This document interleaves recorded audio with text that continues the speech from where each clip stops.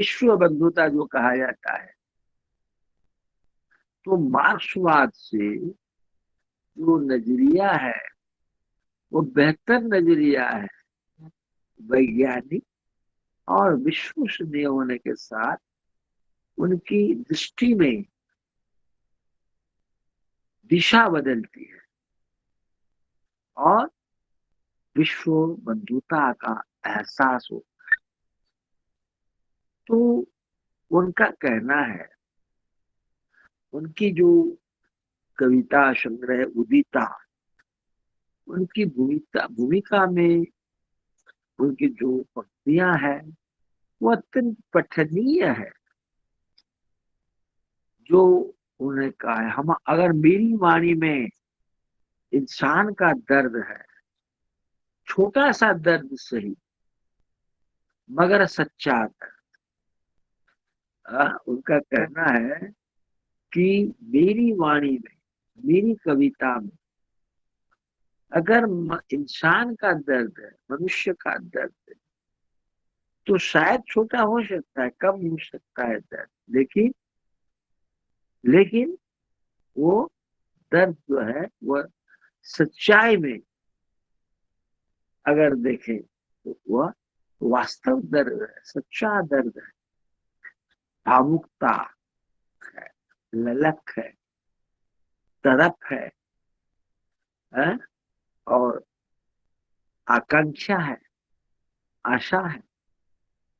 तो घोर रूप में निराशा भी है, आशा है और निराशा भी है। तो ये जो है, इसमें कभी उदासी है और कभी कभी आनंद भी है, उल्लास भी है। तो एक मध्य वर्गीय भावुक के लिए मार्क्सवाद से रोशनी रोशनी मार्क्सवाद से रोशनी हमें मिल रही। सांस्कृतिक धार्मिक विविध नागरिक परंपराओं में, सांस्कृतिक धार्मिक विविध परंपराओं में अपनी एक नैसर्गिक शक्ति, ईश्वरीय शक्ति, नैसर्गिक शक्ति और ऊर्जा और ऊर्जा के स्रोत भी है। तो उपयुक्त इस प्रकार तमाम सूत्रों से हमें लगता है कि कवि शमशेर बहादुर सिंह इंसान से जुड़ते हैं। उन्होंने कहा है कि मेरे लिए ये इतना काफी है। हाँ, ये जो चिन्हित करने के लिए जो शब्द है, सभी देशों, सभी साहित्यों से जो प्यार है, प्रेम की भावुकता है, ये पूरी मनुष्य जाति से विश्व बंधुता जो मैंने कहा, पूरी मनुष्य जाति से प्रेम, पूरी मनुष्य जाति से युद्ध। तो नफरत और शांति, संघर्ष और शांति, ये जो इसकी समस्याएं हैं, इन समस्याओं से दिलचस्पी लेना और सभी सूत्रों से इंसान को जोड़ने का प्रयत्न इन्होंने किया था, शमशेर बहादुर सिंह। तो सबसे अधिक दिलचस्प है कि प्रेम की भावुकता को गौरव का स्थान, आनंद का स्थान दिया जाए। तो कारण यही है कि मार्क्सवादी विचारक, रचनाकार यदि प्रेम को सम्मान देने को तैयार हो जाए, तो भावुकता को श्रेयस्कर मानने में उन्हें कोई चिंता नहीं, हिचकिचाहट नहीं है। तो प्रेम की भावुकता जो है, इसमें मार्क्सवादी विचारधारा रचनाकार प्रेम को सम्मान करें प्रेम का। तो कम्युनिस्ट जो है उनका जो प्रशिक्षण है ऐसा होता है, उनके उन्हें की तालीम ऐसी होती है कि भावुक होने को वे कमजोर होने की निशानी मानते, भावुक होने की स्थिति को वे कमजोर मानते हैं, कमजोर होने की निशानी मानते हैं। तो शमशेर बहादुर सिंह भावुकता को वस्तुपरकता के साथ शत्रुतापूर्ण रिश्ते में नहीं रखते हैं, भावुकता को वस्तुपरकता के साथ कोई शत्रुतापूर्ण भाव से नहीं देखते। ठंडी वस्तुपरक दृष्टि अपनाने के लिए भावुकता से भी दूर रहना आवश्यक है। ठंडी वस्तुपरक दृष्टि अपनाने के लिए भावुकता भावुकता से भावुकता से दूर रहना जरूरी है, आवश्यक है।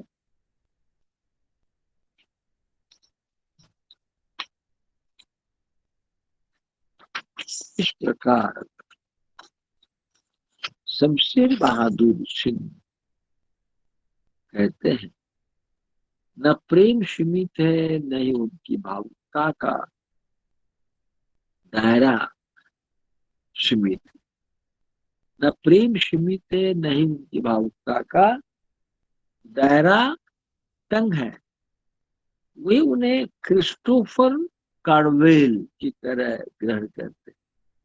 क्रिस्टोफर कार्डवेल, जिन्होंने प्रेम शीर्षक अपने निबंध में लिखा है कि सामाजिक संबंधी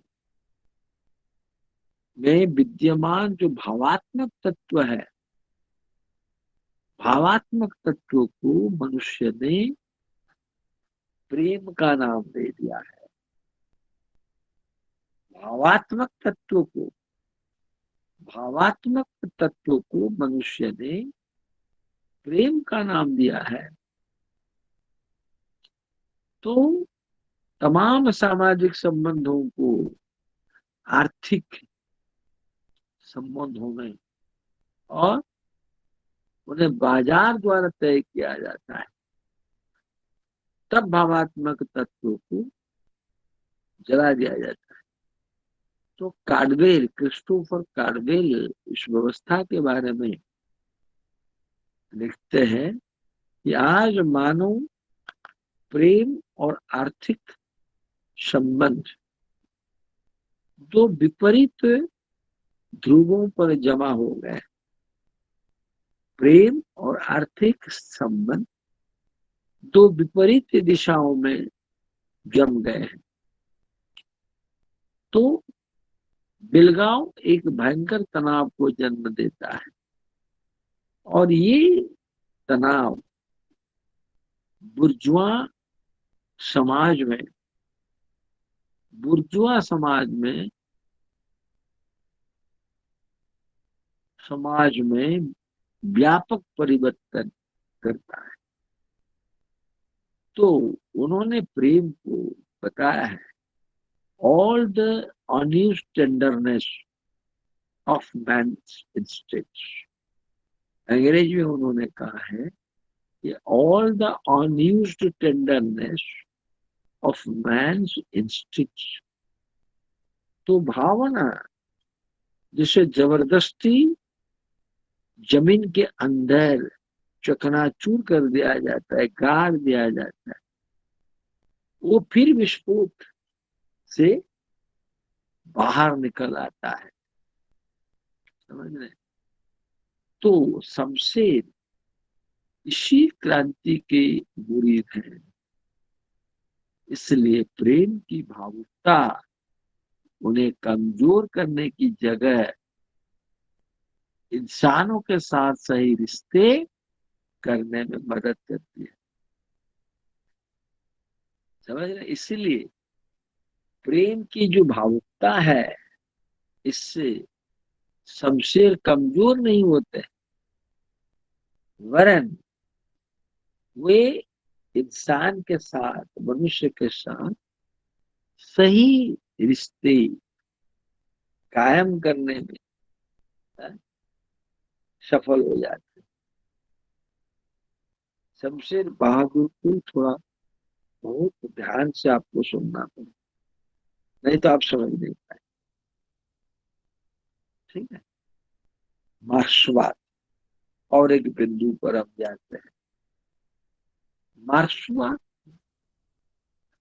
व्यक्तित्व निर्माण की जो सामग्री है, आधारभूत सामग्री, उसके रूप में मार्क्सवाद क्या है? तो अज्ञे ने कहा है शमशेर के बारे में, ये आप ध्यान दें। अज्ञे ने कहा है कि शमशेर की कविता में जो भाव निहित है, जो मूल्य दृष्टि निहित है, उनकी जो घोषित राजनीति में या राजनीतिक दृष्टि में लगातार एक विरोध हो रहा है, जो अभी तक भी है। तो ये जो घोषित राजनीति दृष्टि से मार्क्सवाद के अलावा और कुछ नहीं है, केवल मार्क्सवाद है।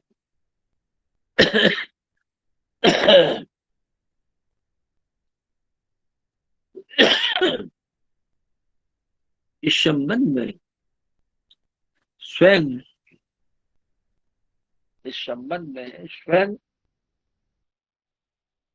कहते हैं, शमशेर जी कहते हैं कि मार्क्सवाद को मैं सामाजिक राजनीतिक पहलुओं से नहीं देखा। शमशेर जी कहते हैं मैं मार्क्सवाद को सामाजिक राजनीतिक पहलुओं से नहीं आंकता, बल्कि हमारे दृष्टि मात्र न होकर मार्क्सवाद उनके युग में मानव के गहन चिंतन जो है, मानवीय चिंतन, गहन चिंतन, उस गहन चिंतन में मार्क्सवाद जुड़ा है। हाँ? तो ये उनके रचनाकार व्यक्तित्व के निर्माण की सामग्री है,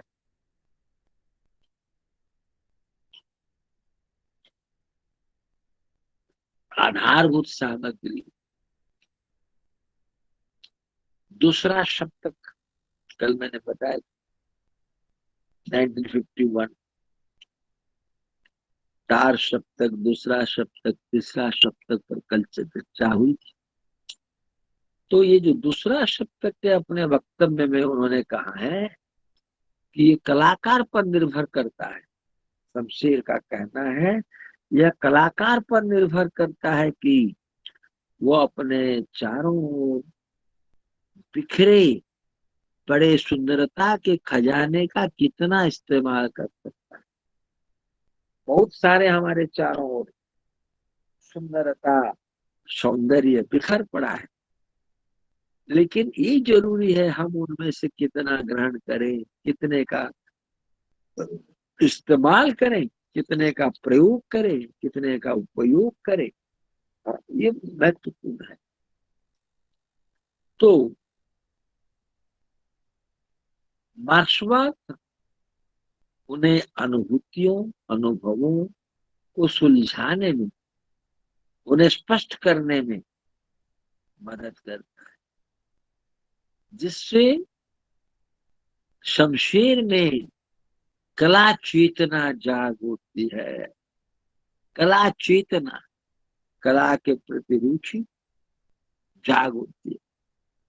तो अपनी कला चेतना को जगाना और जीवन की सच्चाई को पहचानना और सौंदर्य को अपनी कला में जीवित रखना, ये जो है, ये शमशेर ने अपनाया है।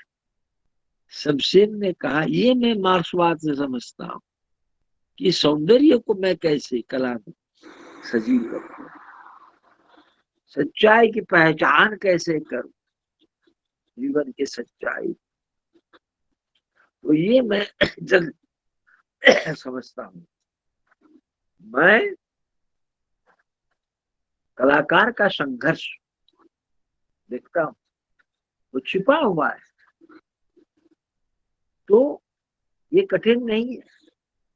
शमशेर के जो प्रशंसक हैं, उन्होंने कवि दृष्टि, कला चेतना और मार्क्सवाद को उन्होंने देखा है, लेकिन शमशेर के लिए वो कितना आवश्यक है, हा?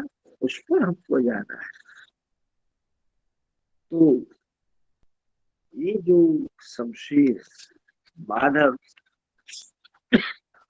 शमशेर बहादुर सिंह के बारे में माधवानंद जी विचार व्यक्त किया है, वो शमशेर पर एक रुग्ण प्रभाव, रोग नया नहीं है, ये नई कविता और अस्तित्ववाद का रोग है। शमशेर जो है वो इलियट पाउंड के प्रशंसक थे। इलियट पाउंड, इलियट पाउंड के प्रशंसक थे शमशेर। तो आत्मसंघर्ष के बारे में और उनके कविता को पढ़ने से पता चलता है, शमशेर बहादुर सिंह का जो आत्मसंघर्ष और उनकी कविता जो है, आत्मसंघर्ष और उनकी कविता, वो पढ़ने से पता चलता है कि शमशेर इलियट पाउंड के प्रशंसक। तो डॉक्टर शर्मा ने कहा है कि शमशेर अपने मन को समझा लेते थे इलियट पाउंड की अस्वस्थ विषय वस्तु से। इलियट की विषय वस्तु से हमें कुछ लेना देना नहीं, हम तो उनके शिल्प को जानते हैं, हम हमें उनके शिल्प को समझना है। तो ये जो अस्वस्थ कवियों के भावबोध पर मुग्ध होने की बात कही जाती है, उनका जो भाव सौंदर्य है उन्हें अपनी ओर खींचता है। भाव सौंदर्य, शिल्प सौंदर्य, इस प्रकार शमशेर मार्क्सवादी और अस्वस्थ व्यक्तिवादी के बीच द्वंद देखते, जो मुक्तिबोध में भी था। अब दोनों में, मुक्तिबोध और शमशेर में इतना फर्क है, अंतर है, इसमें काफी उलझन हुई है। वे आपस में लड़ते थे, अपने आप से लड़ते थे, लहूलुहान हो जाते थे, लहूलुहान हो जाते थे। वही शमशेर सजीले जिस्म के गुनगुनाने पदिश से अंधे कुएं या बावड़ी में उतरने की फुर्सत उन्हें नहीं मिलती। तो इस प्रकार शमशेर बहादुर सिंह ऐसे कवि थे। और एक बिंदु पर हम चर्चा करते हैं, विवेक और भाव का द्वंद्व। विवेक यानी मार्क्सवाद, भावबोध के बीच कोई अंतर शमशेर महसूस करते थे, शमशेर महसूस करते थे या नहीं करते थे, लेकिन उनका समाधान उन्होंने किया। विवेक और भावबोध, मार्क्सवाद और भावबोध में संघर्ष है, उसका समाधान उन्होंने किया।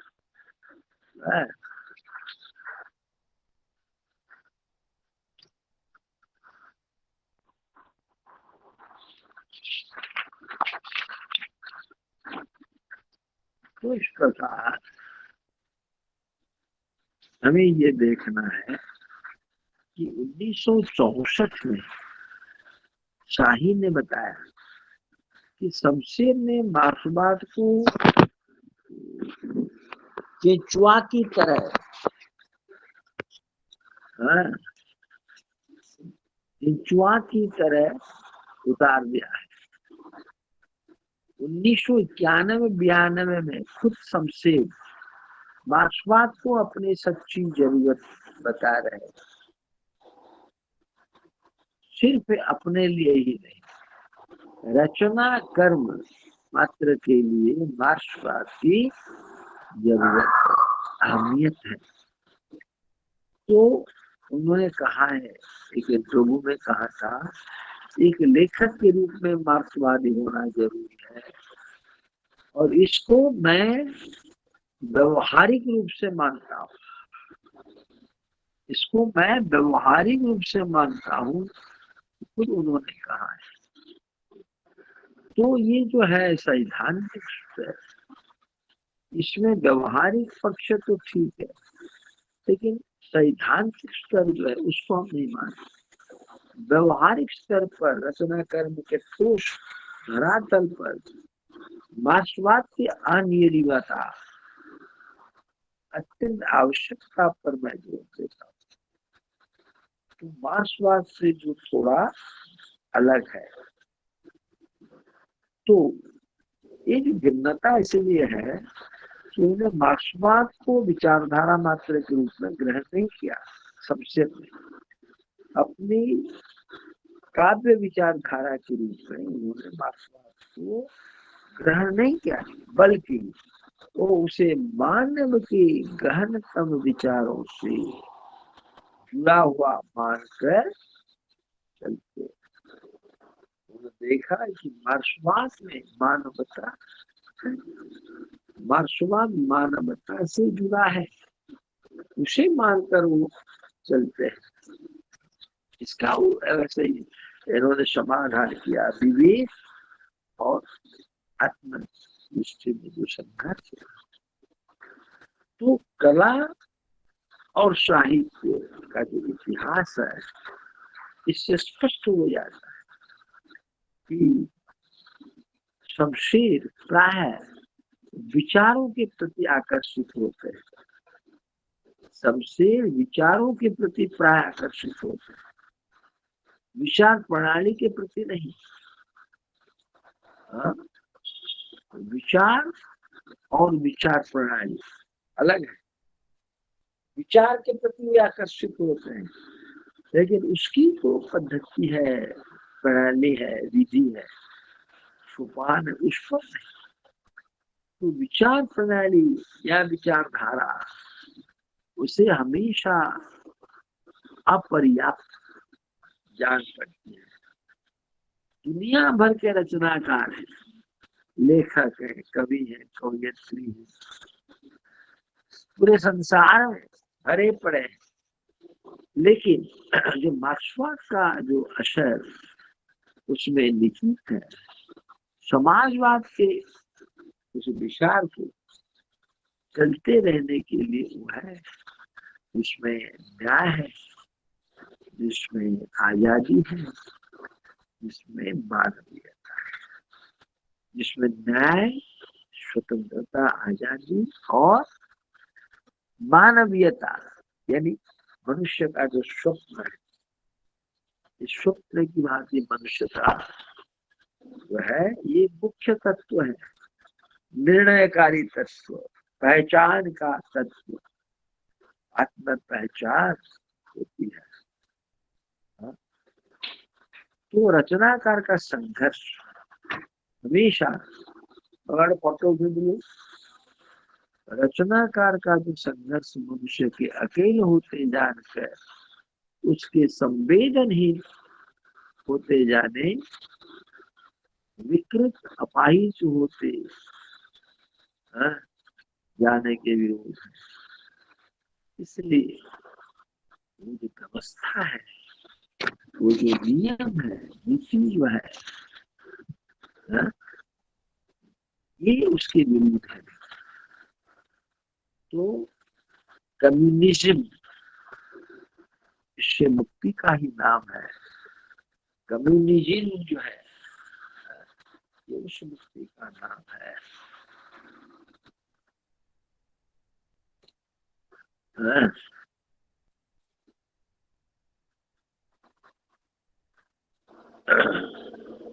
कम्युनिज्म जो है, इससे मुक्ति का ही नाम है, जैसा मार्क्स ने 1844 को आर्थिक और दार्शनिक पांडुलिपि पे उन्होंने बताया है कि कम्युनिज्म को इसकी चेतना है कि वह मनुष्य का पुनः एकीकरण करता है। मनुष्य की स्वयं उसके पास वापसी है, मनुष्य के आत्मनिर्वासन का अतिक्रमण है। तो मनुष्य के लिए मनुष्य के द्वारा ही मानवीय तत्व का वास्तविक अर्थ है अधिग्रहण। तो उनकी निगाहों में कम्युनिज्म है कि ये मनुष्य और प्रकृति के बीच और मनुष्य के बीच के द्वंद्व का वास्तविक समाधान है। स्वतंत्रता और आवश्यकता के बीच, व्यष्टि और प्रजाति के बीच के संघर्ष का वास्तविक समाधान है। वास्तविक समाधान इन दोनों में ये जरूरी। तो दरअसल मार्क्सवाद उपयोगितावाद से मुक्ति का कार्यक्रम होता है। लेकिन यदि कम्युनिस्ट पार्टियों की शासन व्यवस्था में व्यक्ति की नहीं, उन्हीं आंतरिक क्षमताओं, उन्हीं संवेदनाओं, कल्पनाओं की तो स्वतंत्रता दी जाती है, तो उनके हिसाब के से समाज के लिए, पार्टी के लिए, वर्ग संघर्ष की अगर आगे ले जाने के लिए ये समाजवाद ये उपयोगी है, ये बताए। तो इस प्रकार संघर्ष का समाधान शमशेर करते। जो भी संघर्ष होता था जीवन के साथ, विवेक के साथ, उसको वे समझते थे और उसका हल करते थे। एक उनका एक निबंध है, समीक्षा और समस्याएं। ये जो निबंध है, मुक्तिबोध ने स्थिति को प्रगतिवादियों के व्यवहार से इसको बताते हैं। वे मुक्ति संघर्ष, राष्ट्र प्रेम, नारी सौंदर्य, यथार्थ आलोचना भावना आदि को वे प्रगतिशील समझते हैं। तो शमशेर की तरह मुक्ति बोध भी विचारों के विकास, विचारों की मुक्ति की जरूरत महसूस करती। तो विचारधारा या भावधारा, सिद्धांत व्यवस्था, ज्ञान व्यवस्था मूलतः यथार्थ का निकटतम चित्र है, मुख्यतः यथार्थ का निकटतम चित्र है। तो इस प्रकार रचना का शमशेर बहादुर अपने जीवन में मार्क्सवादी मूल्यों का स्वीकार किया था और सबसे बड़ा संघर्ष मुक्तिबोध और शमशेर को ही करना पड़ा, क्योंकि इनका ढंग बिल्कुल निराला था, अलग, स्वतंत्र। शमशेर और मुक्तिबोध। तो इस प्रकार शमशेर बहादुर सिंह के जो लिविंग प्रिंसिपल की पहचान, शमशेर बहादुर सिंह के लिविंग प्रिंसिपल की पहचान उनके मार्क्सवादी नजरियों को समझे बिना हम समझ नहीं सकते। ये संभव नहीं है। कवि जीवन की जो शुरुआत है वे मार्क्सवादी थे। कवि जीवन की शुरुआत को अगर आप शमशेर बहादुर सिंह मार्क्सवादी,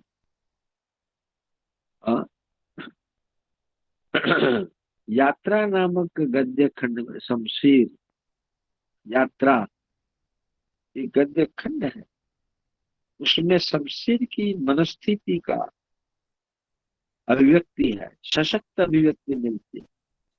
लिखा है, मैं गरीब मगर अपने दीन चर वस्त्रों में, अपनी बाह्य दशा में मैं संतुष्ट। क्या लिखा है सुना, कि मैं गरीब हूं मगर अपने कपड़ों में, दीन कपड़ों में, दीन वस्त्रों में, अपनी बाह्य दिशा दशा में मैं संतुष्ट। काव्य और कला और प्रेम, इसके जो सपने हैं, उस सपनों में, आशाओं में, छाया में मेरा मन भ्रमण करता है। जो ब्रह्म सुख के लिए है, पीड़ा के एक साथ भी वो विहूर हो गया। अपना जो परिवार है वो अपने चारों ओर केवल एक मुख वृक्षों, बादलों, शाम के प्रहरों और चंदनियों में देखता हूं। तो पत्नी की मृत्यु ने इस मनोदशा को और गहरा कर दिया था।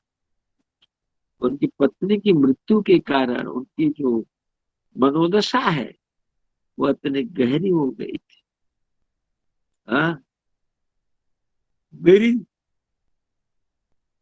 मेरी दौलत, मेरी निधि, मेरी अपनी गति, मेरा प्रेम, कला, साधना, ये सब संकेत है, संकेतों से संचालित है। इसमें प्रेम शब्द पर ध्यान देने की जरूरत है। बाद में शमशेर बहादुर सिंह सचेत भाव से अपने इस दौर का विश्लेषण किया। मध्य वर्ग का जो करेक्टर है, इस स्तर पर नरेंद्र और बच्चन के अभाव और सोशल घुटन से भी वो, सोशल घुटन और अभाव के साथ भी इसको जोड़ा गया। उन्होंने जोड़ा है शमशेर ने। तो उनमें गरीबी थी, लेकिन वे गरीबी से भी खुश थे, संतुष्ट थे। तो शमशेर, एकाकीपन शमशेर के लिए उतनी ही ठोस हकीकत था जितनी उनके लिए मौत थी। उनके लिए जितनी मौत थी, एकाकीपन शमशेर के लिए भी उतनी ठोस, उतना ठोस और हकीकत था। हाँ,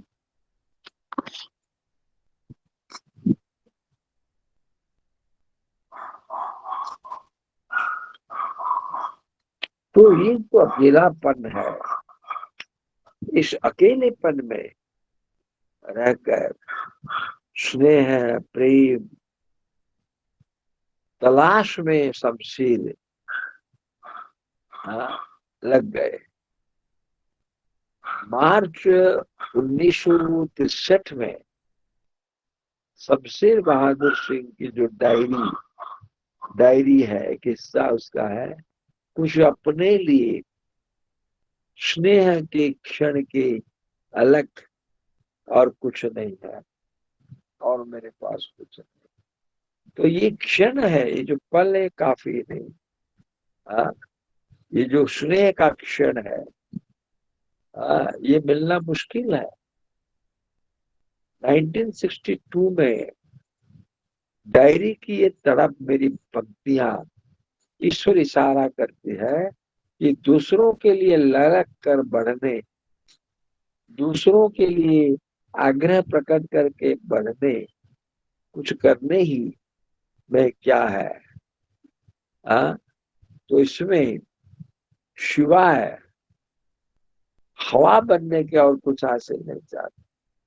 मैं के तोल मशीन की जीरी हूं, मैं के तोल मशीन की जीरी हूं। तो इसमें निसंग इतना निशंग, इतना बेगरज, इतना तटस्थ, हमारे रंग रंग के सुख और दुख से वाकिफ थे। शमशेर चाहते तो जीवन भर अकेलेपन के गीत गाते रह सकते। अगर वे चाहते तो पूरे जीवन भर अकेलेपन के गीत गाते रहते। लेकिन जो कला की सच्चाई उनमें थी, वो अकेलेपन के गर्क होने की जगह संपूर्ण प्रकृति और समाज से जुड़ने की कोशिश की। संपूर्ण समाज और प्रकृति से वे जुड़े।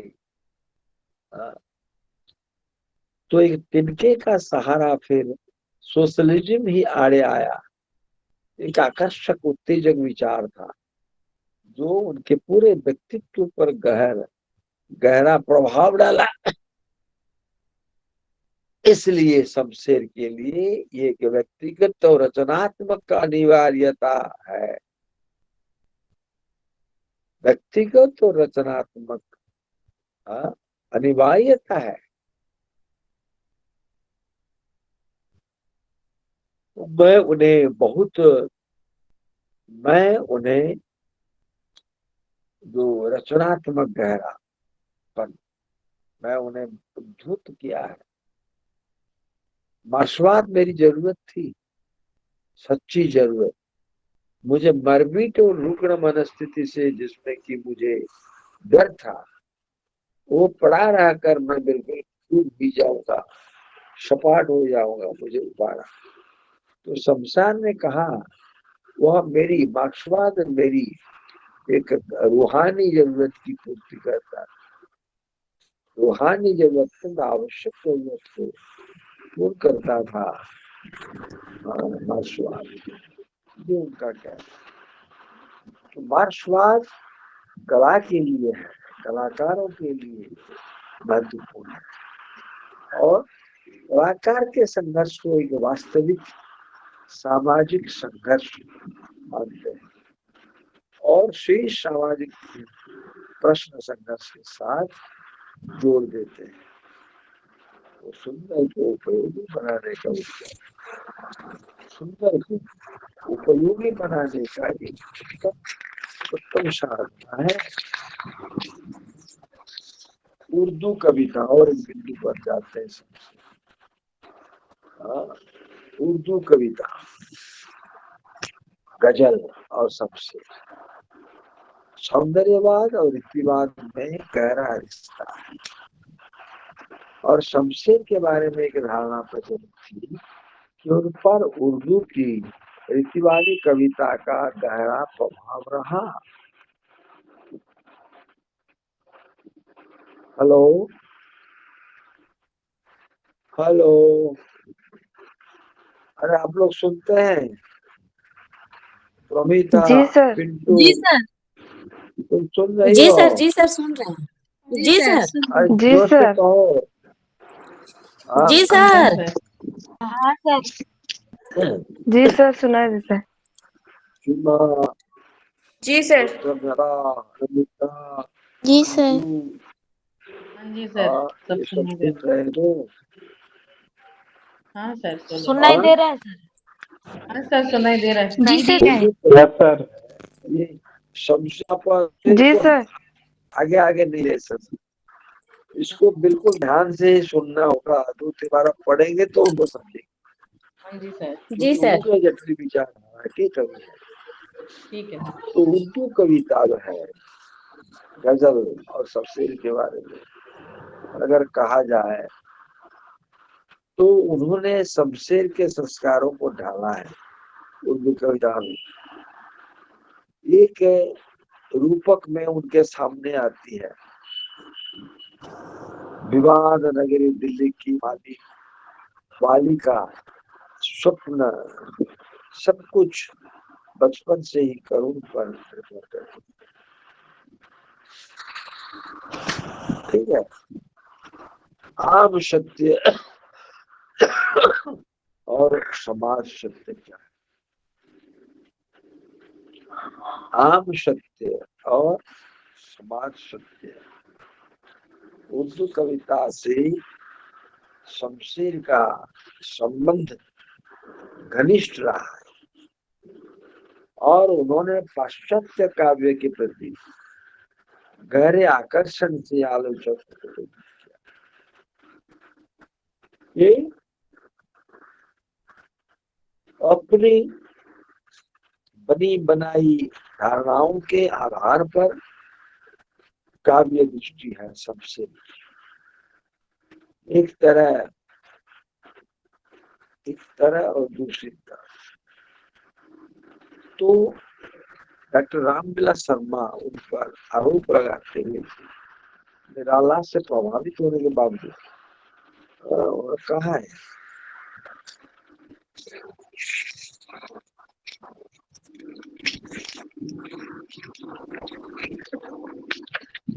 उन्होंने कहा है कि विजयदेव नारायण शाही और मलय जैसे विचारक उनके पश्चिमी कवियों का आदरपूर्ण उल्लेख देखकर उन्हें मालरमीय विडंबना कविता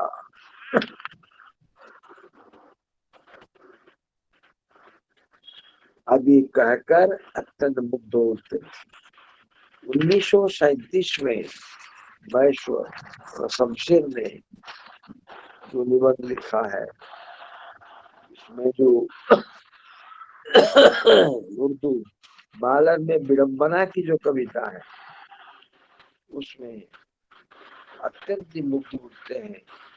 1937 में शमशेर ने जो निबंध लिखा उर्दू कविता में कहा है कि आज हमारे साहित्य का और शमशेर ने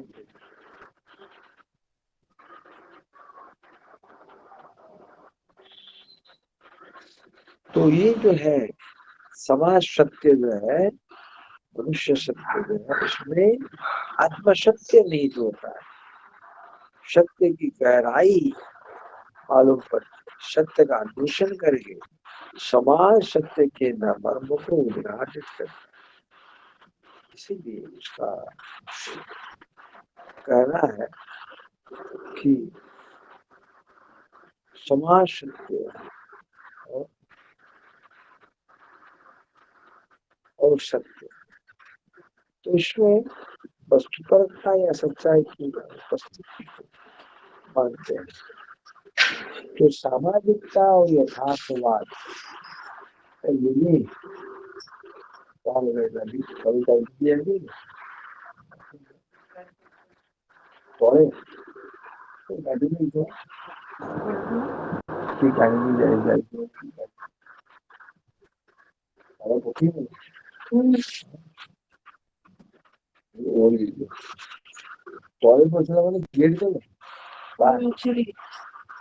गेट पाखे गाड़ी में लाइट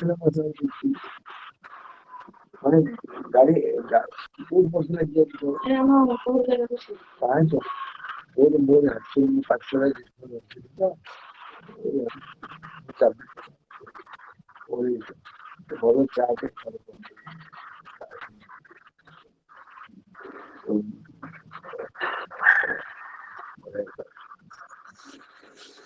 तो ये जो सामाजिकता और यथार्थवाद इसमें बताया जाता है कि प्रगतिशील पत्र पत्रिकाओं में कविताओं के नाम तौर से वर्णन होता है।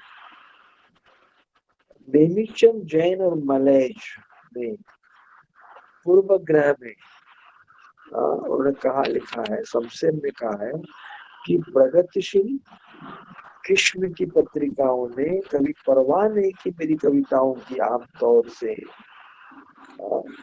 क्या क्या वजन है। तो खास विषयों पर जब से लिखते थे तब मेरी पत्रिकाओं को उत्साह होता था। परेशानी यह थी कि वे खास विषय जिन्हें सरलीकृत अंदाज में सामाजिक राजनीतिक कहा जाता है, उनकी मौलिक विषय वस्तु के दायरे में उस तरह नहीं आते थे। जैसे नागार्जुन आते थे, रामविलास शर्मा आते थे, केदारनाथ अग्रवाल आते थे, वैसे शमशेर नहीं आते। तो कला संबंधी अपने इसी रवैये के चलते हुए कविता पर विचार करते हैं। कहते हैं कि यथार्थवादी और यथार्थवादी और जैसे कोटियों में विभाजन का मुक्ति बोध नहीं मानते। हालांकि आरंभिक काल में भी अलग अलग कवियों के लिए अलग अलग कवियों के लिए स्वस्थ और अस्वस्थ से पणिया देकर प्रगतिशील रचनाओं को प्रकट करते हैं।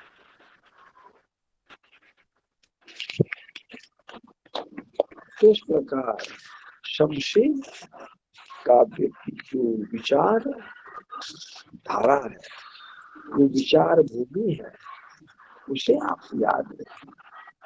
आधुनिक दौर के सबसे जटिल कवि माने जाने वाले कविता को समझने की जो पाठक आलोचक पाठिका है, उनकी पारंपरिक धारणा है कि रचनाकार के विचारों को उनकी रचना पर आरोपित की करेंगे, लेकिन शमशेर इस प्रक्रिया से नहीं समझ सकते। वे तो सामाजिक वस्तु के आधार पर रचनाकारों को समझा, समझ रहे हैं। तो शमशेर के लिए आस्वाद और जीवन व्यवहार, जीवन और जीवन निर्माण के आधार में शामिल पार्श्वान और भावभूत को लेकर शमशेर में द्वंद्व करता है। शमशेर को और भावुकता को लेकर संघर्ष चलता है।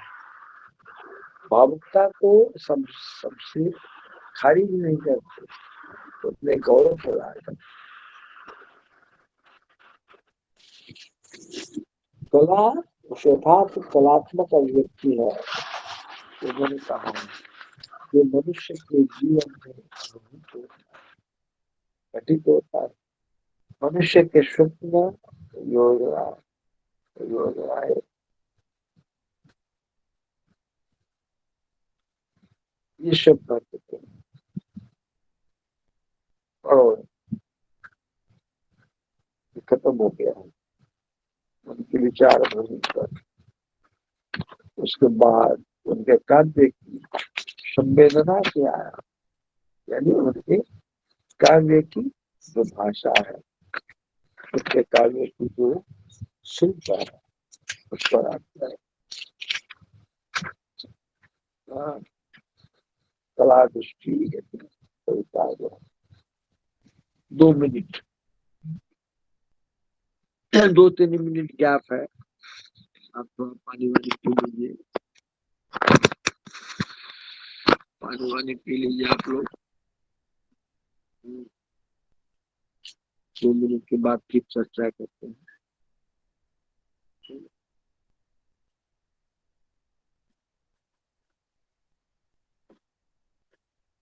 2 मिनट में आपको छोड़ता हूँ, 2 मिनट के बाद फिर जुड़ेंगे।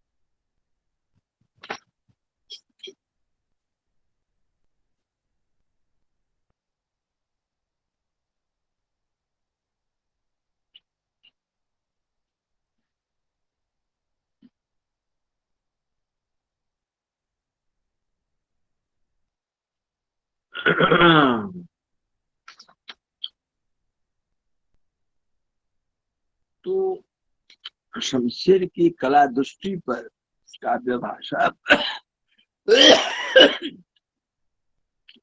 उनके काव्य के विभिन्न आयाम है।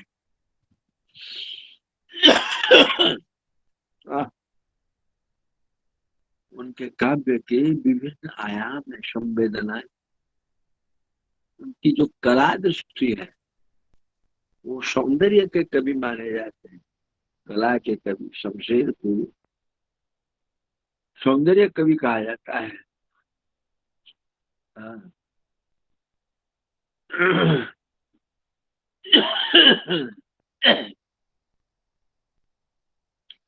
विजयदेव नारायण शाही ने कहा है, अगर शमशेर की सारी कविताओं के शीर्षक हम हटा दें, केवल एक शीर्षक लगा दिया जाएगा, वो है सौंदर्य, तो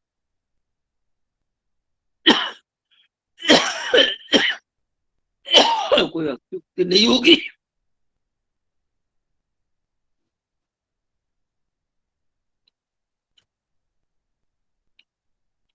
खांसी होती है, आज कम हो, मेडिसिन दवा लेता हूँ लेकिन खांसी कम हो गई, बहुत कम हो गई।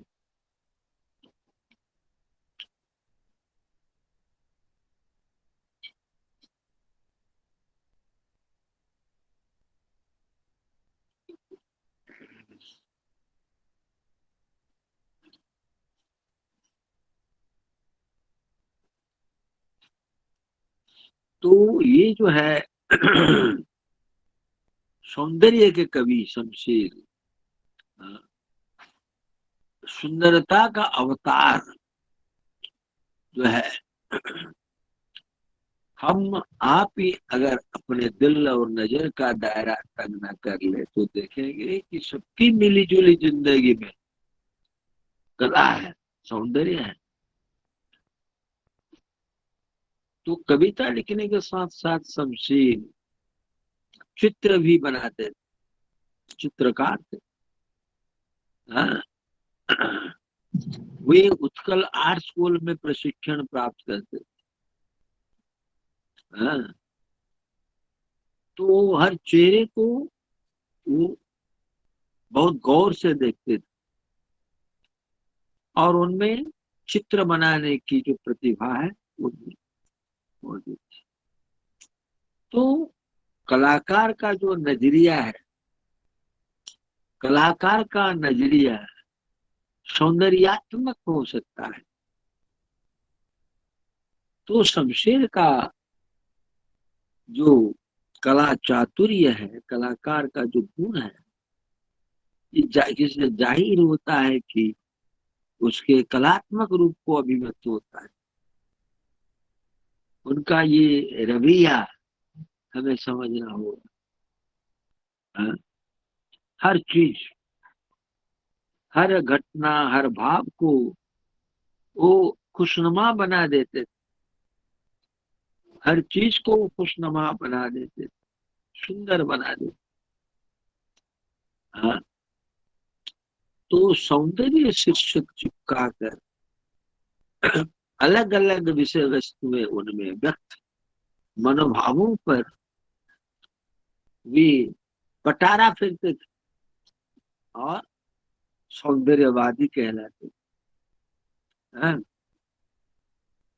निजी कविताएं, निज भाव की कविताएं वह मुक्तिबोध ने, माधव मुक्तिबोध ने शमशेर को मनोवैज्ञानिक यथार्थवादी कहा है। मनोवैज्ञानिक यथार्थवादी है शमशेर बहादुर सिंह। उनको आत्मपरक कवि कहा गया है। हाँ, उदिता में, जो बहुत बाद में छपा उनका जो पहला काव्य संग्रह है उदिता। हाँ, शमशेर ने खुद कहा है कि वे पाठक का ख्याल रख कर लिखते हैं, पाठकों की रुचि के अनुसार वे कविता लिखते हैं। जो उनकी हंसी खुशी और दुख दर्द की आवाज सुन सकता है, समझ सकता है, हंसी खुशी और दुख दर्द की जो आवाज है। हाँ? मैंने अपनी बातों को खास अपने लहजे में, शमशेर कहते हैं, मैं अपनी बातों को अपने लहजे में, अपने मन से, अपने रंग में, लय में, सुर में, हाँ? एक ख्वाब की तरह मैं उसको छाया चित्र की तरह उसको मैंने लिखने की कोशिश की है। उनका अपना खास लहजा है, अपना खास रंग है जो वे भरते हैं। वो किसी से कुछ नहीं लेते। उनकी जो भावना है, उनकी जो, उनका जो दृष्टिकोण है, उनकी जो चिंताधारा है, वो विशेष है, विशेष है।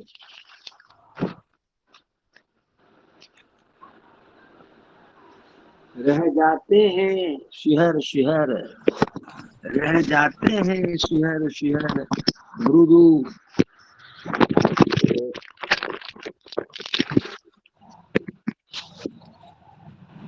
रह जाते हैं शिहर शिहर मृदु, कलिका की विस्मित गाथ, बहका फिरता मधुप अधीर, तितली अस्थिर गति अवदार। ये जो है उनकी जो कविता है, मेरे अंतर में भर जाती केवल अपना करुणा राग, वह अजान सुलगाती क्यों नव यौवन में अबोध बैराग। तो ये जो है, इन पंक्तियों को भी देखे अच्छा लगेगा। जीवन और संसार पर पागल कवि शिशु के लिए विभोर, कूद कूद कर धुंध मचाता है, सब देहों को मुकुर दिखाता, या अनंत चीर विस्मय में खो जाता। तो इसमें भौतिक जीवन के प्रति तीव्र आकर्षण, आह प्रेम, आनंद। वो कोना खाली है देखो, कोना खाली है देखो, देखो सिर पर है स्मृतियों के दलदल। तो इस प्रकार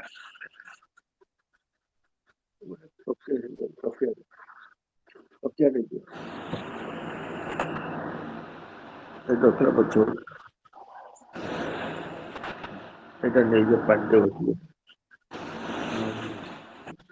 तो छायावादी कवि जो है, जैसे राष्ट्रवादी आक्रामकता का भी नहीं, ये नहीं देखते। इस प्रकार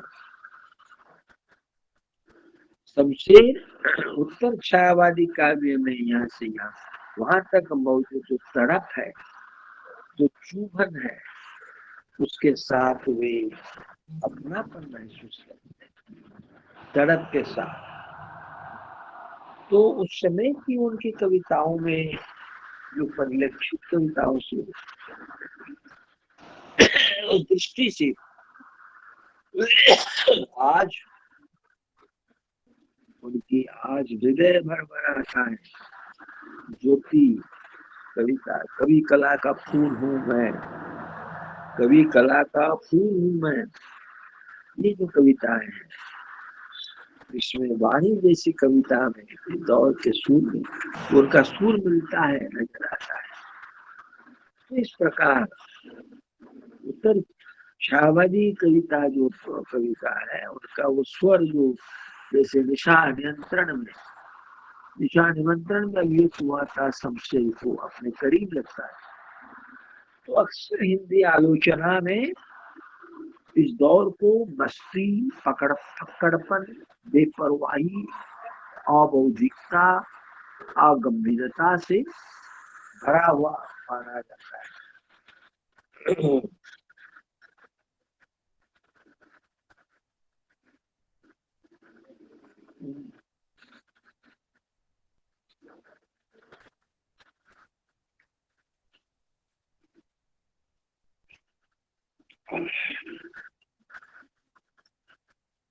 इस प्रकार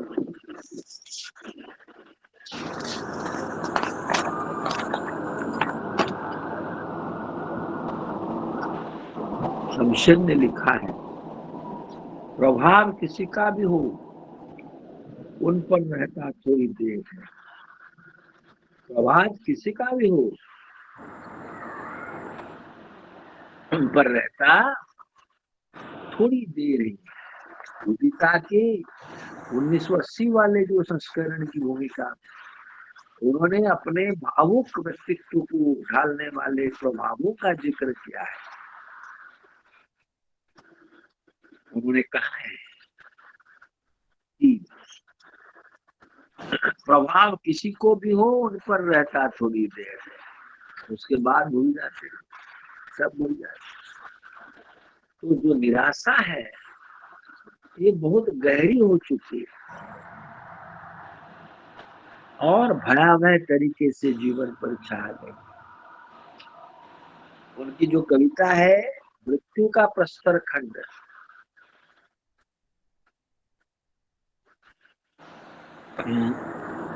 मृत्यु का प्रस्तर खंड कविता अगर आप पढ़ेंगे तो आप समझ जाएंगे।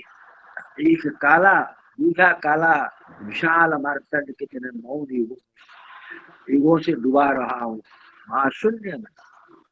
ये सूरज ऐसा है जो न डूबता है और न उगता है। ये सूरज ऐसा है जो न डूबता है न उगता है। वो महाशून्य है, वो महाशून्य में स्थिर है। सूरज के डूब जाने की कल्पना मात्र से मन कांप उठता है। लेकिन यहाँ कवि ने खुद अपनी कल्पना एक बहुत बड़े काले सूरज के रूप में की है जो बुझ चुका है।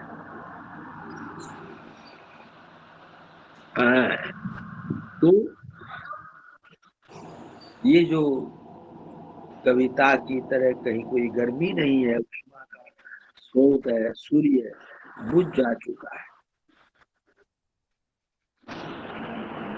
मृत्यु को लेकर कोई संगीत नहीं रचा गया है, नहीं मन के विषाद पर रहस्य को रहस्य के पर पर्दा डाला गया। तो शमशेर की जो कविता है ये एकांतिक अनुभूति मूलक कविता है, एकांतिक अनुभूति मूलक कविता है।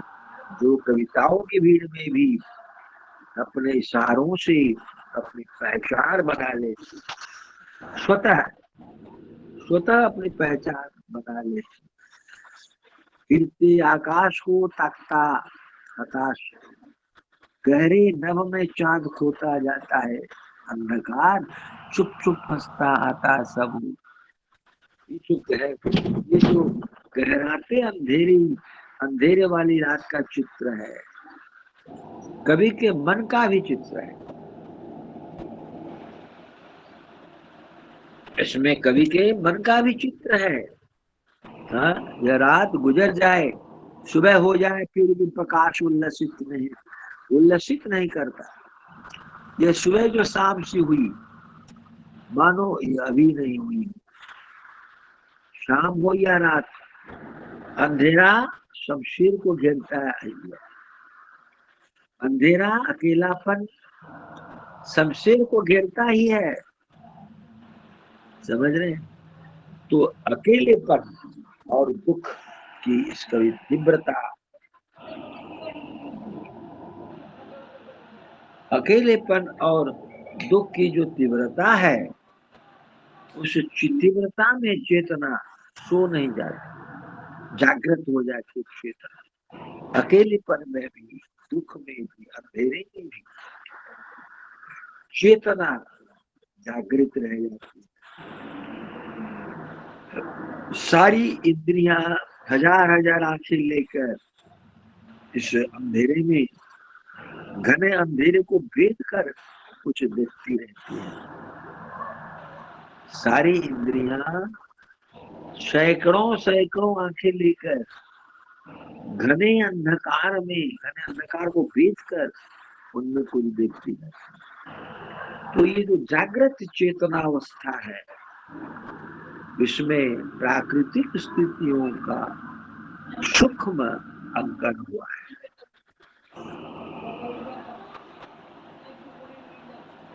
इसमें सूक्ष्म अंकन हुआ है, और इस लिहाज से उनकी जो कविता है, आधी रात कविता जो है, सबसे बहुत अनुपम कविता है, अनूठी कविता है, जो आधुनिक हिंदी कविता में प्रकृति संवेदन के एक बिल्कुल नए स्तर का उद्घाटन करती है।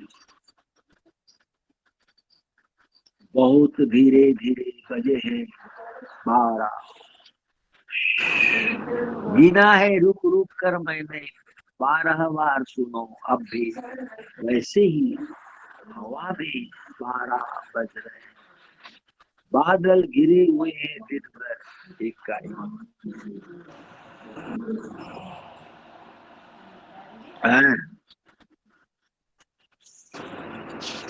अंधेरे में जब जागृत स्थिति भी रहती,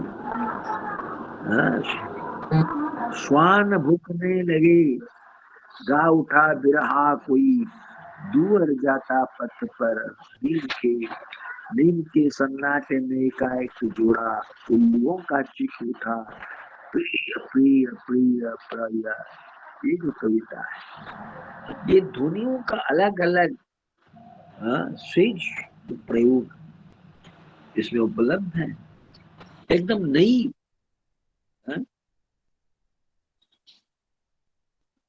एकदम नई शैली से, नए ढंग से इसका प्रयोग हुआ है। शमशेर की ये बिल्कुल अपनी है, ये शमशेर की अपनी बिल्कुल है, निजी अनुभूति है। तो ये जो रुक रुक का प्रयोग 12-12 के सारे अक्षरों को जोड़कर एक दूसरे के अलग अलग कर देने पर एक जगे हुए शांत रोक कर इंतजार करते हुए आधी रात को देख रहे व्यक्ति की यह अनुभूति है, ये निजी अनुभूति है। हाँ, शमशेरियत की नींव अकेलेपन के अवसाद की जरूरी है, और मूल भाव है बहुत बाद में भी हलचल और भीड़ में वे अकेले खड़े रहते हैं, वे अकेले खड़े दिखाई दे जाते हैं। उनमें एकाकीपन अवसाद ही अवसाद है। मुक्ति बोध ने बताया कि लेखक को भयानक से भयानक परिस्थितियों में मानव उष्मा प्राप्त होती रहती है। भयानक और भयानक परिस्थिति में भी उनको मानव उष्मा प्राप्त होती है। हाँ?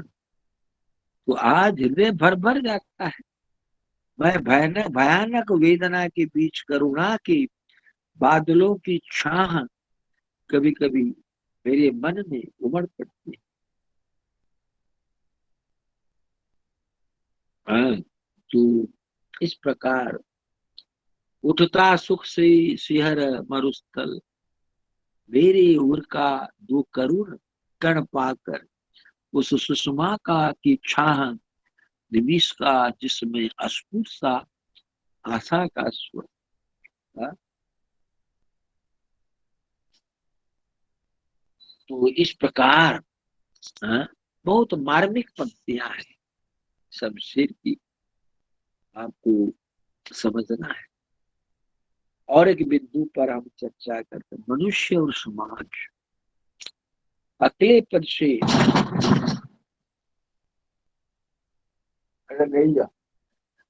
अकेलेपन से बाहर निकलने का एक संघर्ष, मार्क्सवादी संघर्ष तो तीव्र आकर्षण के साथ शुरू हुआ। 1936 के आसपास प्रगतिशील आंदोलन आरंभ। उसने मार्क्सवादी के अलावा पंत जैसे कवियों को भी आमंत्रित की, उन पर भी असर डाला। शमशेर ने देखा कि उन्होंने अपने लंबे केश छटा लिए थे और बिल्कुल नॉर्मल आदमी की वेशभूषा अपना ली। तो निराला की तरह सुमित्रानंद पंत का प्रभाव भी उन पर गहरा था। यह सारा माहौल उन्हें प्रेरणा देता रहा। दूसरा शतक जो है उनका जो वक्तव्य, उन्होंने शुरुआत से उन्होंने देखा एकाकीपन की जो घुटन है, एकाकीपन की जो घुटन, उसी की मजबूरियों से पैदा होने वाला जो पलायन शुरू हुआ, वो मेरे चारों तरफ की जिंदगी में बहुत पहले पैदा हो चुका था, आज नहीं। लेकिन मार्क्सवाद का असर जब मुझ पर आया तो सामाजिक अंतर्वस्तु पर आधारित कविताएं मैंने लिखी, यानी शमशेर ने लिखी। तो जीवन के प्रति जो अस्फुट उम्मीद थी, उसका जिक्र उन्होंने आह्वान शीर्षक कविता में किया। आह्वान। और एक कविता है उमंग। उमंग का आह्वान कर रहे हैं, उमंग का आह्वान कर रहे हैं। हड्डी सी पुराने युग की मेरे पिता के गाने के धुन सी, जिसमें बसा मेरी माँ का प्रेम। हड्डी सी पुराने युग की मेरे पिता के गाने की के धुन सी, जिसमें बसा मेरी माँ का प्रेम। ये जो उमंग बिल्कुल नए ढंग की है, खुदाई से निकले किसी पुराने युग की हड्डी की कठोरता इसमें है।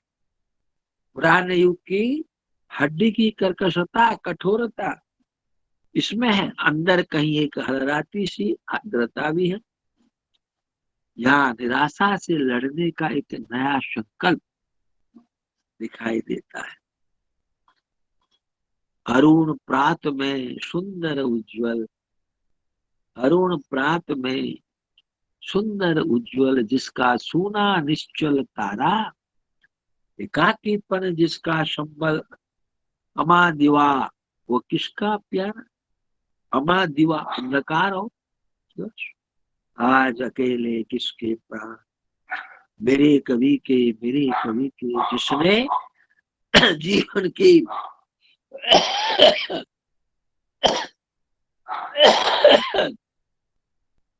सम्मान फूंक दिए आंगन में छवि। तो अकेलापन को ही जिसने अपना सबल बना दिया है, अकेलापन को दुख को जिसने अपना संबल बना दिया हो, उसे कौन तोड़ सकता है। तो कविता जैसे चित्कार करती है, चित्कार करके बताती है, इस अकेले व्यक्ति ने सौंदर्य की तलाश में जीवन की सारी इच्छाओं को जला डाला, अपनी सारी इच्छाओं को उन्होंने जला।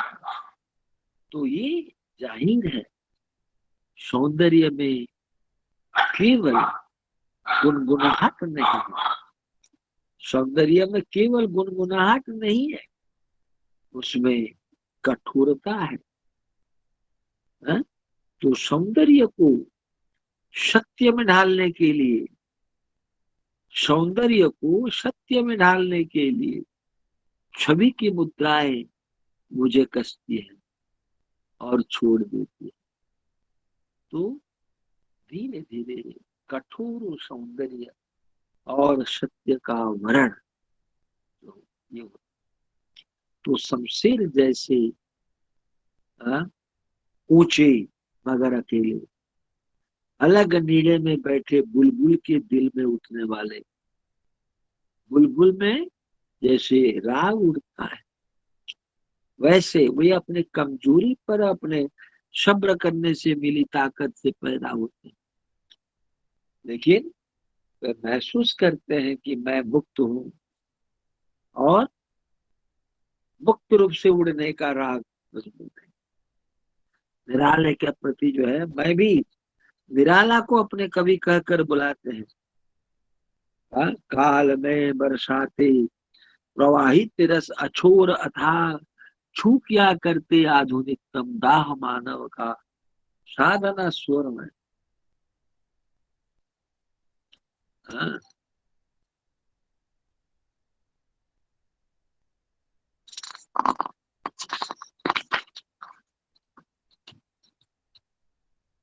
तो इस प्रकार मार्क्सवादी और कम्युनिस्ट पार्टी से संपर्क में शमशेर के जीवन को, उसके सौंदर्य के प्रति आस्था को उन्होंने दूर किया।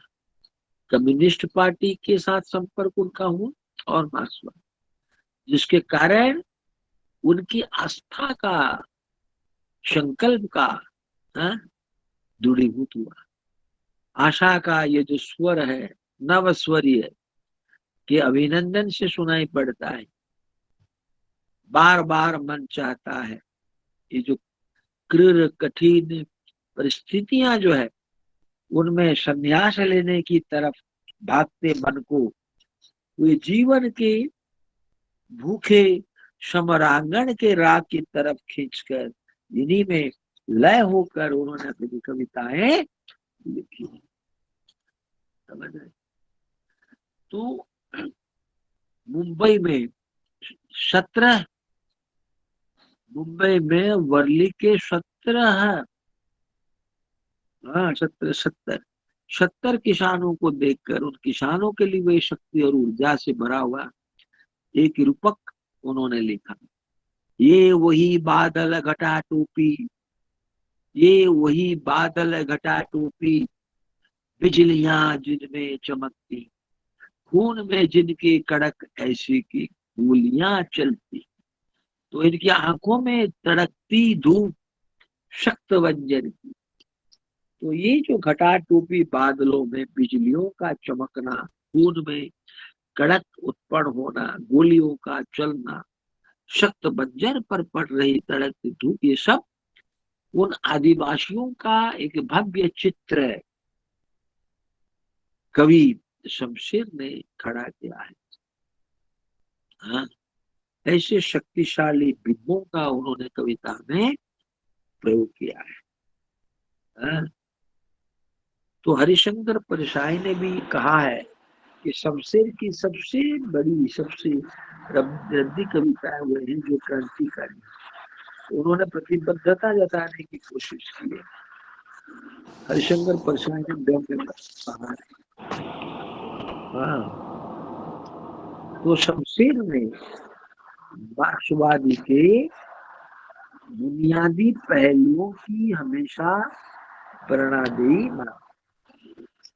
शमशेर ने माना है मार्क्सवादी की पहलुओं को, बुनियादी पहलुओं को, मार्क्सवाद के बुनियादी पहलुओं को उन्होंने हमेशा प्रेरणा नहीं माना है, क्योंकि इन्हीं से उन्हें प्रेरणा मिली है।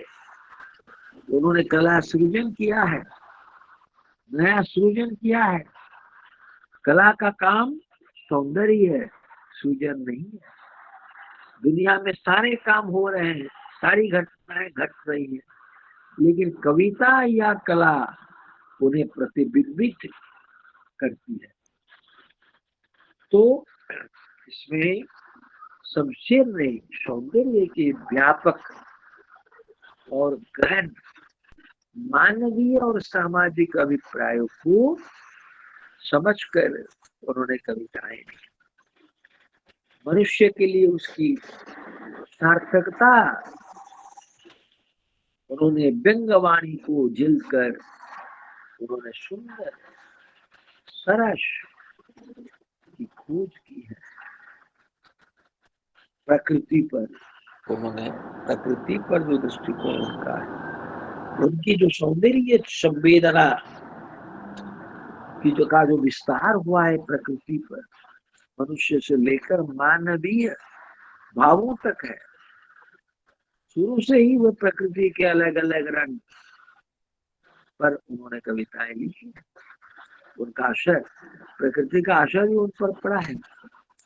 प्राय रंगों से, गतियों में ही प्राकृतिक रूपों का ढलता हुआ देखते हैं। प्रकृति से उनके कवि मन को एक विचित्र लिहाज, एक विचित्र संबंध प्राप्त होता है। तो उद्दीता की जो भूमिका है, ये देखना अत्यंत आवश्यक है। तो कई कविताओं में उन्होंने प्रकृति पर महत्व दिया है, प्रकृति पर भी उन्होंने कविताएं लिखी, बहुत तटस्थ भाव से, यथार्थवादी ढंग से प्राकृतिक दृश्यों का उन्होंने अंकन किया है। तो जैसे संध्या कविता में बादल का चित्र उन्होंने खींचा है। बादल अक्टूबर के हल्के रंगीन उदे, मध्यम मध्यम रुकते रुकते से आ जाते इतने पास अपन। ये द्रष्टव्य है। शब्दों को तोड़कर गति को विलंबित कर देने से धीमे धीमे सरकते बादलों का एक अद्भुत चित्र सामने आता है। निगाह बादलों से हटकर पेड़ पौधों पर घूम जाती है। हमारी दृष्टि, हमारी निगाहें बादलों से हटकर पेड़ पौधों पर चली जाती है। ठहर एक एक पत्ता खाकर ठहरा संध्या भाव में।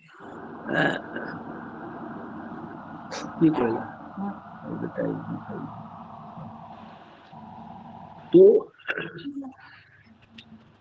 यादें कौन छाती है, तो इस प्रकाश की तरह लय भी हुई। तो रामविलास शर्मा की शिकायत शमशेर से यह है कि वे प्राकृतिक दृश्यों का अंकन करते हैं और शाम के समय के आसमान का, बादलों का, पेड़ पौधों का यह पता नहीं लगता है। रामविलास शर्मा ने कहा है कि उस चित्र का संबंध किस गांव से है या किस क्षेत्र से है। इसलिए उनकी धारणा है कि प्रकृति के जो बिंब, शर्मा जी का कहना है, प्रकृति के जो बिंब शमशेर की कविताओं में पाए जाते हैं, उन्हें दूसरे शब्द में प्रकृति चित्र रंगीत हो सकते, पर ये प्राण ही नहीं है। शर्मा जी कहते हैं शहर का आदमी है जो बिना इस बात का ध्यान रखे हुए मैं शाम कहाँ देख रहा हूँ, शाम के बारे में बात करता हूँ, ये यथार्थवादी में ये कमजोरी दिखने को मिलती है, ऐसा उन्होंने। तो रामविलास शर्मा की धारणा के विपरीत सच तो है कि शमशेर में प्रकृति के कुछ अत्यंत अछूते प्रकृति के कई बिंब होते हैं, लेकिन कुछ अछूते बिंब, जिन बिंब को कोई दूसरा कभी पकड़ नहीं पाता, उनसे वे जुड़ जाते हैं और उन पर संवेदना की ये चित्र हिंदी कविता में वे प्रस्तुत करते हैं। जैसे इस चांद को देखिए, शौलाती ललाई में लिपटा हुआ, काफी ऊपर, 3/4 खामोश गोल सादा चांद। ये जो बिंब है, इस बिंब का प्रभाव कवि के मन में गहरा उतर जाता है। हाँ? बादलों में दीर्घ पश्चिम का आकाश मलिनतम, ढके पीले पांव जा रही रिग्ण संध्या, नील आभा विश्व की हो रही प्रतिपल तमस। तो बीमार शाम का जो पीलापन रात के गहरे अंधेरे में बदल रहा है, लेकिन चांद आसमान पर कुछ ऐसे ही प्रतीत होता है जैसे बीत चुकी शाम की एक खिड़की सी खुल गई है। बीती हुई शाम की एक खिड़की सी खुल गई, जैसे शाम बीत गई है, वैसे कवि के जीवन से वो जो खुशी है, वो जो भाव है, वो भी बीत चुका है। वो खिड़की से झांकने लगता है। शमशेर जी खिड़की से झांकने लगते हैं। इसी खुली खिड़की की वजह से कवि के मन पर छाया अंधेरा उसे पूरी तरह ग्रस नहीं पाता, क्योंकि खिड़की खुली है। विगत संध्या की रह गई है, विगत संध्या की रह गई है, एक खिड़की खुली झांकता है विगत किसका भाव।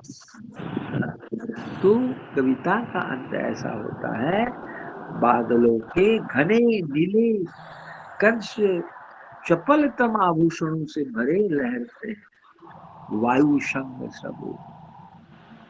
तो शमशेर के प्रकृति चित्र जो है, ये सिर्फ नीले पीले काले रंगों से बने हुए ऐसा नहीं, ये हवा में सन सन ज्योति के हर तीखे बाण चलते हुए देखते हैं। उनके आकाशवन सुलगता है, उसमें लाल है, गहोर है, जमरूद के निशान उड़ते हैं। दरअसल प्रकृति उन पर चारों ओर से हमला करके उनकी सारी इंद्रियों को उत्तेजित कर देती है। ये जो मानवीय संवेदना है, इस मानवीय संवेदना का शमशेर की कविताओं में विस्तार से वर्णन हुआ। प्रेम और सौंदर्य पर अब जाए। प्रेम और सौंदर्य मनुष्य की आत्मा का सबसे बड़ा संघर्ष है।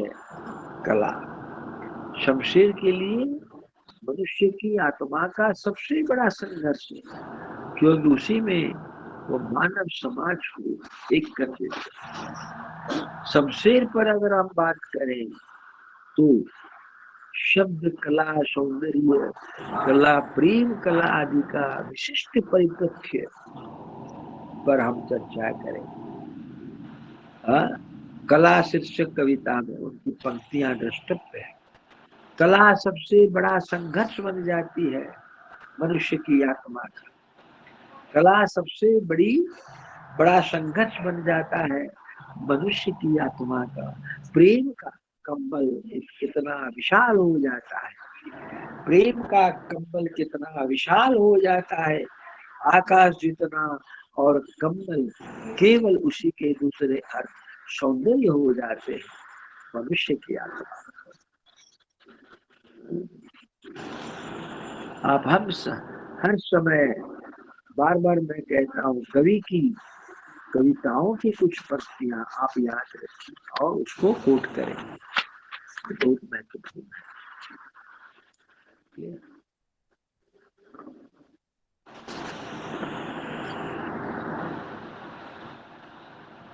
तुम्हारा सुडोल बदन एक अवसर है, अवसार है, जिसे मैं एक ही जगह खड़ा देखता हूँ। ऐसा चिकना गतिमान, ऐसा मूर्त सुंदर ईश्वर। तो इन पंक्तियों में आप देखें है कि शमशेर नारी देह का वर्णन करते समय आवरण सा डाल देते हैं। तुम्हारा सुडोल बदन एक आबशार है, जिसे मैं एक जगह खड़ा देखता हूँ। ऐसा चिकना गतिमान, ऐसा मूर्त सुंदर। तो एक आवरण सा डाल देते। यह अत्यंत स्थिर है, स्वस्थ कलाकार मन द्वारा किया गया वर्णन। वरना नारी देह को आबशार कहना सबके बूते की बात नहीं है, सबके बूते की बात नहीं। बिल्कुल आरंभिक दौर में फिर भी क्यों जैसी कविता से ही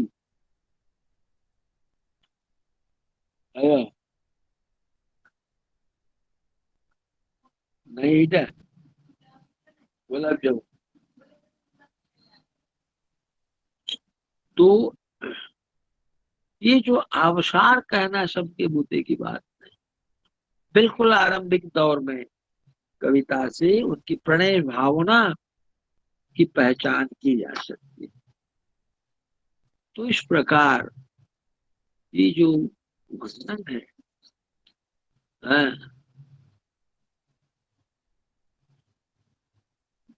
मुजस्मीम और बहर तौर का इस्तेमाल हुए करते। तुम आओ तो खुद पर घर मेरा आ जाएगा। इस कोने मको में तुम जिसकी लय हो, उन ऐन खामोशी की हया भरी इन रिश्तों की पहनाइयां मुझको पहनाओ। इस अंदाज से अपनाओ जिसे दर्द की बेगान रुई कहे, बादल की हंसी कहे, जिस कोयल की जिसे कोयल की तूफान भरी सदियों की चीखें कहें कि जिसे हम तुम कहें। तो यहाँ जो है कोमल सामंत्रण, आओ, जिंदगी की भयानक तड़प भी बन जाता है। सिद्धों की पहनाइयां, दिशाओं का विस्तार हुआ है। बादल की हंसी, कोयल की तूफान भरी सदियों की चीखें, आओ, वो दिल की अनंत गहराइयों से निकली जो पुकार बदल जाती। तो शमशेर के प्रेमानुभावों की अभिव्यक्तियां हैं कविताओं। तो ये हमेशा एक उदात्त भाव लेकर आता है।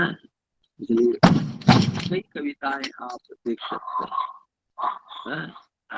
इस प्रकार इसमें शमशेर का जो वैचारिक आधार है, शमशेर का जो काव्य शिल्प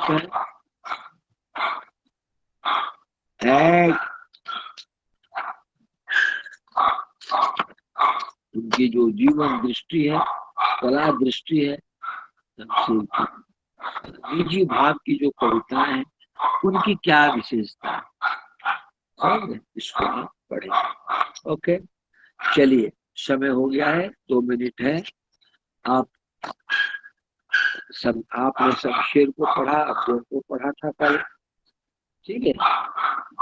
और फिर कल एक क्लास है, परसों भी मेरी एक कक्षा है। आप खुश हैं तो हेलो, अरे आप खुश हैं या नहीं? आप दुखी तो नहीं हो जी गए? सर। जी सर। जी सर। मेरी जी सर। कक्षा में आप दुखी तो नहीं हैं? जी सर, बहुत अच्छा क्लास था। हेलो, अरे आप लोग खुश हैं तो? जी सर। जी सर। जी सर। सर बच्चा बहुत अच्छा क्लास था। हाँ जी सर। काफी छात्र भाग गए मुझे लग रहा है। Hello, hello. अरे काजल, नहीं सर। सुभद्रा, जी जो सर। लोग हैं चिन्मय, जी सर। जी सर, अच्छा तो क्लास बताओ आप कैसे हैं? लगा क्लास। जी सर, अच्छे जी सर। कोई समस्या नहीं है तो शमशेर पर आज एक काव्य की उनके काव्य की विचार भूमि पर, उनके काव्य की विचार भूमि पर, वैचारिक आयाम पर आप ओके। सर बहुत अज्ञेय अच्छा क्लास इस था। खंड में अज्ञेय बहुत महत्वपूर्ण है, शमशेर की अपेक्षा। हाँ? सर क्या बोले थे अभी? बोलिए। कहाँ साउंड, आपकी आवाज सुनाई नहीं देती, पता नहीं क्या हो गया है। हाँ बोलिए। हेलो। सर आप नोट्स बनाने को बोल रहे थे। हाँ, आप खुद नोट बनाइए। तीन ओके चार सर। पृष्ठ का, 3-4 पृष्ठ के लिए आप नोट कीजिए, अज्ञेय के बारे में, शमशेर के बारे में, निराला के बारे में, प्रसाद के बारे में। जीवन भर आपको काम में आएगा वो। परीक्षा के लिए आप ठीक है सर। पढ़ेंगे, ज्ञान बढ़ाने के लिए करेंगे। कभी इंटरव्यू में हम लोग पूछ देते हैं, किस कवि को आप जानते हैं, किस कवि को आपने पढ़ा है, आप कहेंगे कि मैंने अज्ञों को पढ़ा है, मैंने शमशेर को पढ़ा है। मुझे प्रसाद के बारे में प्रश्न कीजिए, मैं बताऊंगा प्रश्न जीवन दृष्टि पर। तो आप प्रिपरेशन नहीं करेंगे, तैयारी ठीक से नहीं करेंगे, नोट प्रिपरेशन नहीं करेंगे तो आप कुछ लिख नहीं पाएंगे। खाली पढ़ने से नहीं होगा, पढ़कर लिखिए, लिख कर पढ़िए और तुलना कीजिए, क्या आपने लिखा, क्या आपने छोड़ा। स्व मूल्यांकन कीजिए, स्व मूल्यांकन समझ, और समय के सर अनुसार आपकी क्लास लिखिए। से ही आधा याद हो जाता है। नहीं वो बात तो ठीक है, फिर भी आपको याद आती है, लेकिन सबको तो याद नहीं होगी ना। सब क्या सब क्या मेरी तारीफ करेंगे? कुछ लोग भी मेरी नहीं निंदा सर करेंगे। बहुत ये अच्छा जरूरी क्लास नहीं है था। कि सब बहुत अच्छा हमारी क्लास तारीफ था, एक ही बार भी याद नहीं नहीं हाँ? सर, होगा। हम लोग ऐसे करेंगे। नहीं सर, क्या नहीं हुआ? सर, आप बहुत अच्छा क्लास करते हैं। नहीं सर। अरे सुनो, सबको अपनी तारीफ सुनने को अच्छा लगता है, मुझे तारीफ सुनने की जरूरत है। नहीं सर, अच्छा लगता है आपकी क्लास। मैं चाहता हूँ कि आप सर बहुत अच्छा क्लास था, बढ़िया से मैंने बहुत सुने। अंडरलाइन भी कर लिया है। हाँ, आप सुने, जो बहुत महत्वपूर्ण है उन्हीं बातों को आप रेखांकित कर दीजिए और याद रखिए, लिखिए। समझ रहे? आज तो मेरा आज मेरा उपवास है, फास्टिंग। मैं थोड़ा बहुत बीच में अंगूर खा, फल खा रहा था। आज एकादशी है ना, एकादशी का व्रत मैं रखता हूँ, 24 एकादशी का। तो हाँ, फिर भी मैं आत्मा से पढ़ाता हूँ, मुझे ठगना नहीं आता है। सर आरंभ से बहुत अभी तक बहुत मैंने धन्यवाद। मैं चाहता हूँ कि मुझे सब सुने और समझें, और कितना समझते हैं, कहाँ समझ नहीं पाते हैं, कहाँ ग्रहण नहीं कर पाते हैं। हाँ, मैं वो देखता हूँ। और ऑफलाइन क्लास में तुरंत मालूम हो जाता है, चेहरा पढ़कर। चेहरा हम पढ़ते हैं, देखते नहीं है, पढ़ते हैं। समझ रहे हो? चेहरा हम देखते हैं, नहीं पढ़ते नहीं है, वो ऑफ क्लास में हो जाता है। लेकिन इसमें ऑनलाइन क्लास वो संभव नहीं, हम आपको देख नहीं पाते। बस आपका थोड़ा छोटा सा लघु चेहरा। हाँ, चेहरा हम कैसे पढ़ेंगे? आंख से ही चेहरा पढ़ते हैं। Eyes are the best parts of action. आंखें बात करती है, आंख से ही सब कुछ मालूम हो जाता है, व्यक्ति क्या चाहता है, क्या नहीं चाहता। समझ रहे हैं? चलिए, कोई बात नहीं, बहुत जी बहुत सर। धन्यवाद सभी को। जय सर आप क्लास जगन्नाथ। कंटिन्यू रखिए, आपकी क्लास बहुत अच्छी है। हाँ, खूब परिश्रम कीजिए, खूब पढ़िए। समझ रहे हैं?